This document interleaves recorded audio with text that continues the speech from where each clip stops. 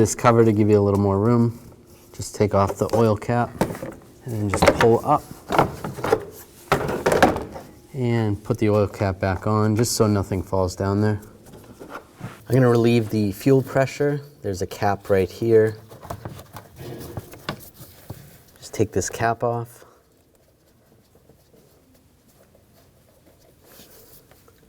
And then take a rag and just put it over or around that fitting, and then you can use a pick or a screwdriver and just relieve the pressure. Just be careful, you don't want to get fuel in your eyes or anything. Just like that, there wasn't that much pressure there. Just like that. So the pressure's off, so that's good.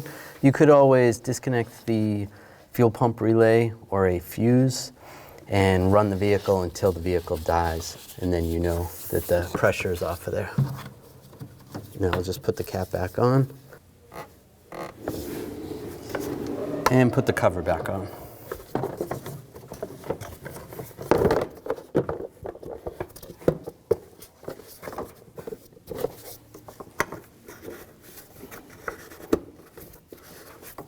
We're going to remove this shield. There's 2 nuts over here and 2 bolts on this side. Use a 10mm socket.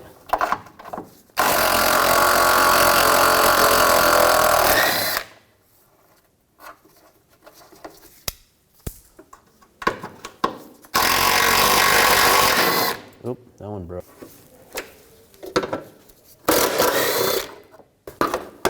And slide that off. Now to support the fuel tank, we're using a fuel tank adapter for a transmission lift. Now we're going to start removing these bolts. There's 3 of them for the straps. Use a 15mm socket.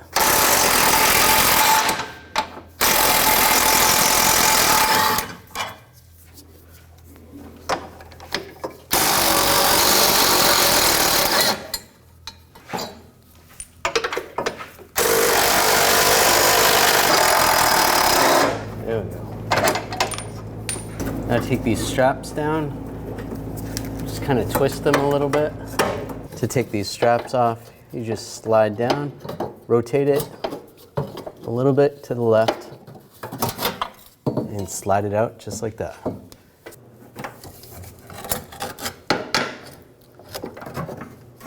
There we go. And there you go. Disconnect the connector right here, just push down on the tab. Slide it out just like that. Disconnect this one. There's a lock tab right there. Disconnect that and then slide the connector out right there. And it's attached right here to the brake lines. You want to disconnect that from the brake lines. There's a little tab. If you need to, you can use a small screwdriver. Release that or just push down on the tab.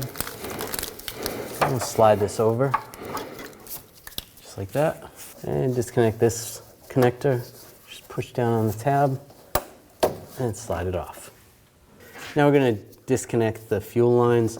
You want to have a drain bucket underneath here. You are going to lose a little bit of fuel. Hopefully there's no pressure behind it.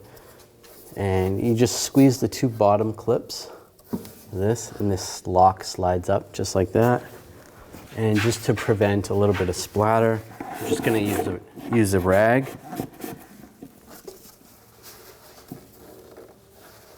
You should be wearing safety glasses as well.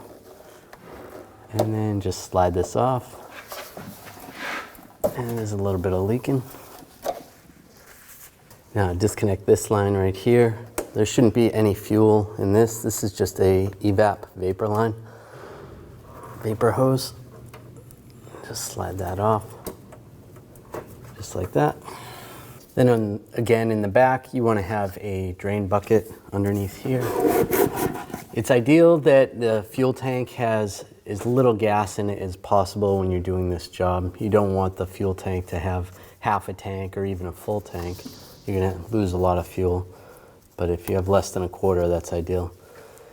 Disconnect this connector right here. And this is just a vapor connector as well. And then we'll disconnect the filler neck. We can use a straight blade screwdriver, loosen up this worm clamp. Make sure you have a drain bucket underneath while you're doing this as well.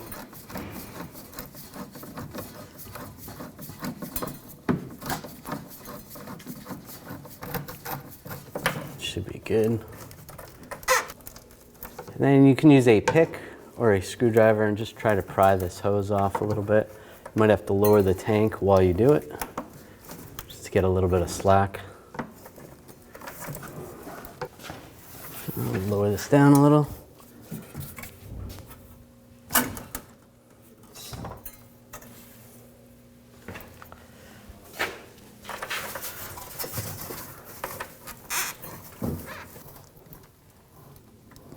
And there we go. So no fuel came out, which is good. So it's pretty low. You'd know obviously by now if there was too much fuel in the tank. And we can lower this down.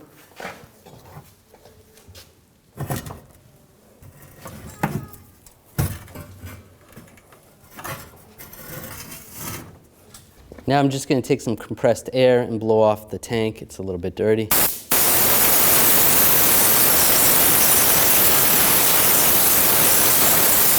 Now we're going to take this hose off right here. You can either use some pliers or try to pinch these together. Sometimes it's kind of tight. So if you have some pliers that fit around here, it might work. Some of these hose pliers work pretty good. Just push that together, and then you can slide this off. And just slide this off. Right here, there's a little tab. You push that tab in, and then slide the whole valve back. Just like that. And slide it up. While it's up, you can disconnect that connector. Use a pick to loosen that lock tab. Slide it down, and then push down on the tab. Disconnect the connector. Take the new vent valve, and we're going to connect this right here. Lock that down. Make sure it's completely down. You can give it a wiggle, and then push down on the lock. That's good. We'll line this up. And then we want to slide it back onto the canister. Just slide this back. Just like that. And lock it down. That looks good. And the hose, if this looks a little dirty, wipe that away with a rag or something. And then slide this on and lock it down. And carefully raise the fuel tank up. You're just going to have to make adjustments while you're doing it.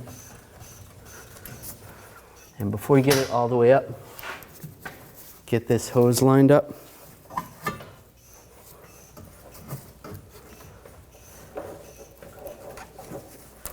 This part is difficult to line up once it's already all the way back in.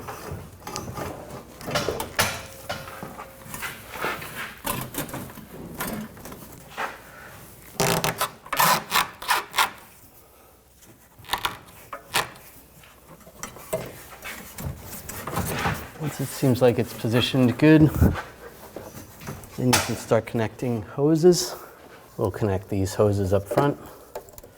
Line those up, lock it down,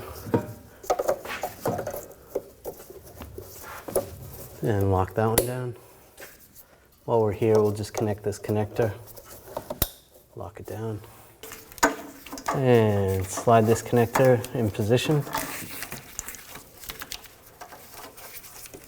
and connect it up top, and push this lock in place. And you can lock this retainer. Connect this vapor hose right there, and the connector. That's good. Now tighten this down. Just snug it up. You don't want to crack the tank. It is plastic. It's pretty much, once it's snug, and just give it a twist, see if it's tight. That looks good. Just one more quarter turn.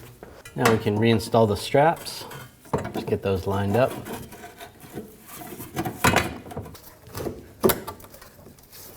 And get the bolt started.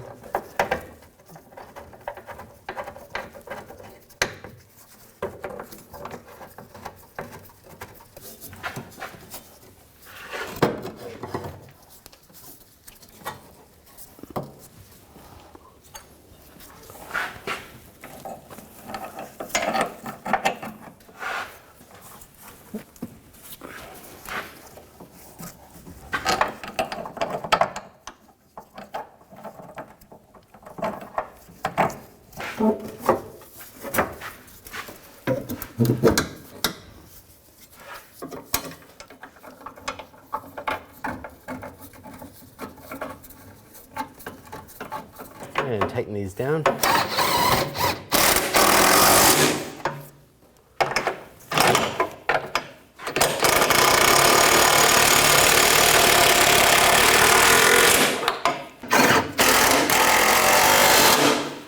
Now that's all supported, we can lower the support. I'm going to put this shield back in place, get it over the studs, and put the bolts back in.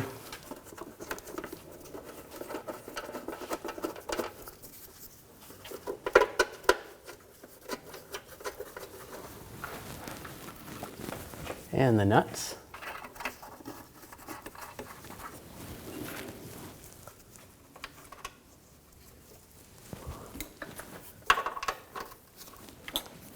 And tighten them down.